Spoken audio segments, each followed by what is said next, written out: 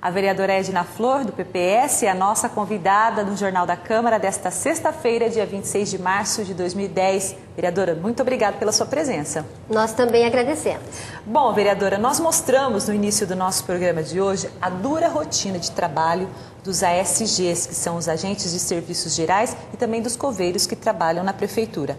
Na última quarta-feira, a comissão fez a sua primeira reunião com as categorias. E essa comissão trabalha para melhorar a remuneração desses profissionais. Qual a avaliação que a senhora faz desse encontro?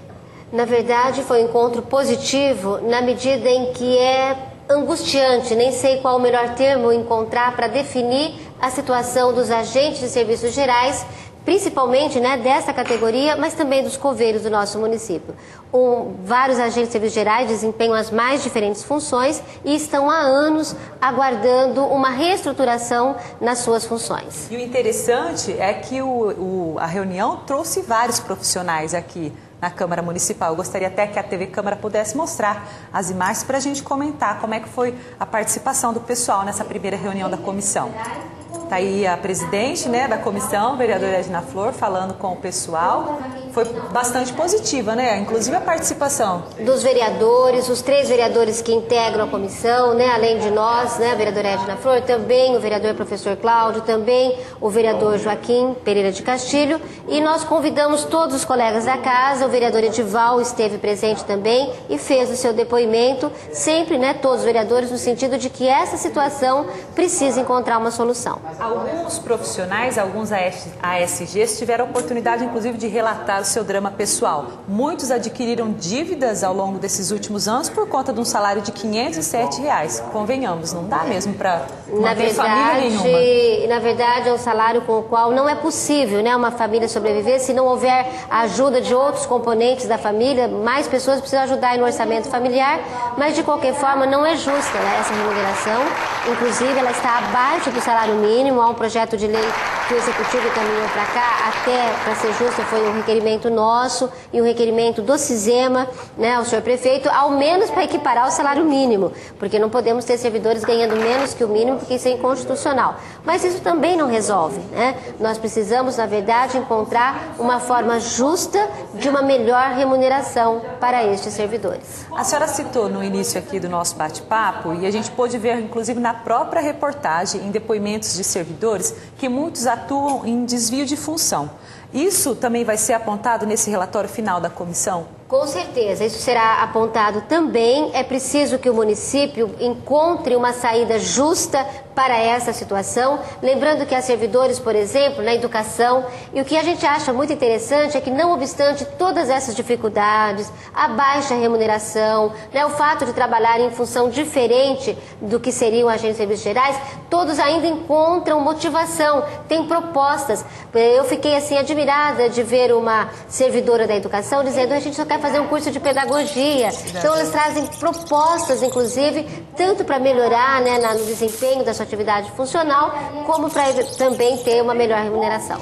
Também a senhora citou durante a reunião que a comissão vai trabalhar em 3 etapas. A primeira foi essa reunião, que reuniu membros, representantes da categoria. Quais seriam as próximas fases, vereadora? A próxima fase é a gente verificar o que a legislação nos permite, porque nós não podemos criar falsas expectativas, não queremos dificultar sobremaneira a ação do Executivo. O que nós queremos é encontrar soluções viáveis, justas e legalmente possíveis. Então, nós vamos verificar a nossa legislação, verificar a questão orçamentária, lei de responsabilidade fiscal, tudo o que for necessário. Mas o que é importante frisar é que ficar como está não é possível. Exatamente. E ao final desse encontro foi formado um grupo com 2 ou 3 representantes de cada secretaria.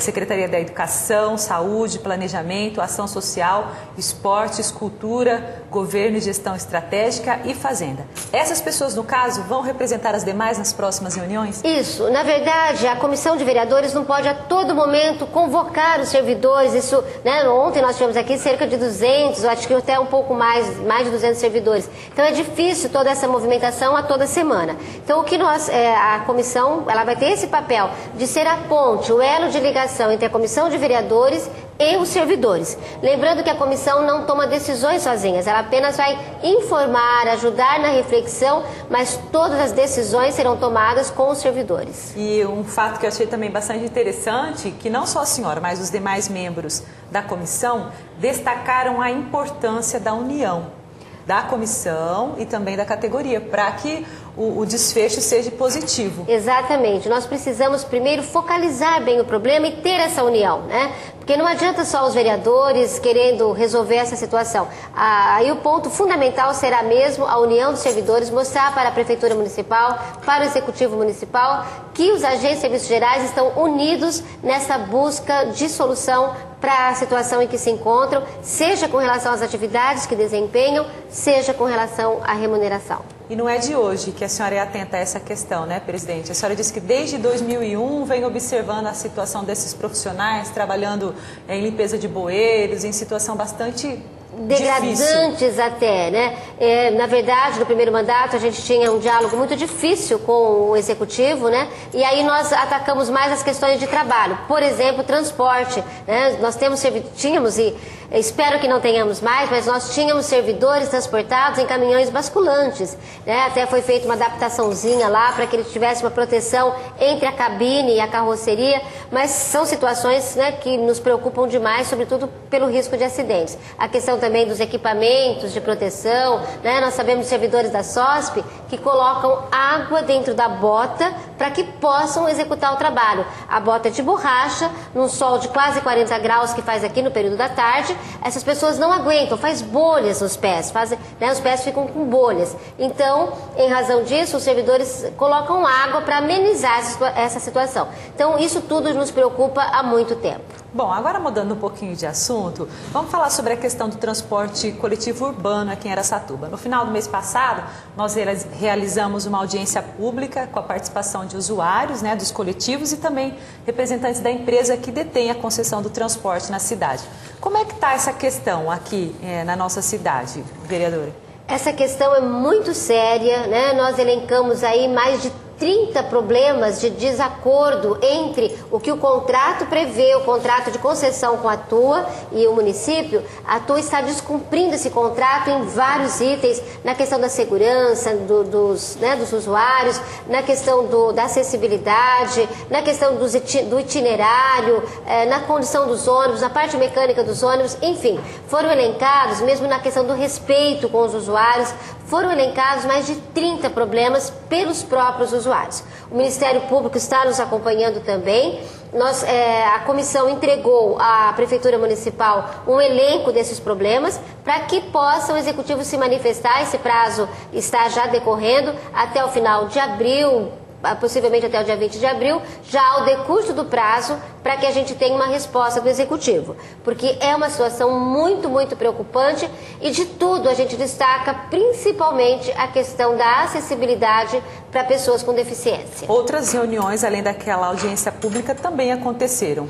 Já aconteceram reuniões com a comissão que foi formada, reuniões com o Ministério Público, encaminhamento de documentos à Prefeitura. Então, todo esse trabalho vem sendo dado continuidade. Tá, agora para finalizar, um outro assunto também que a senhora questionou recentemente através de requerimento que foi aprovado pelo plenário, foi sobre a possível retomada do contrato com a Crisfer, Construtora Limitada, para a retomada das obras na Avenida Joaquim Pompeu de Toledo. O que preocupa a senhora na retomada desse contrato, vereadora? O que me preocupa sobremaneira é que o contrato é de 1996 e nós temos uma série de legislação, né, várias leis que modificam a questão de obras, sobretudo na questão do impacto ambiental. Só para dar um exemplo, o Estatuto da Cidade, que é de 2001. Então, obviamente que o contrato de 96 não trazia as exigências de 2001. Então, nós queremos saber, toda a questão ambiental, a questão de impacto ambiental, ela vai ser estudada? Por quê?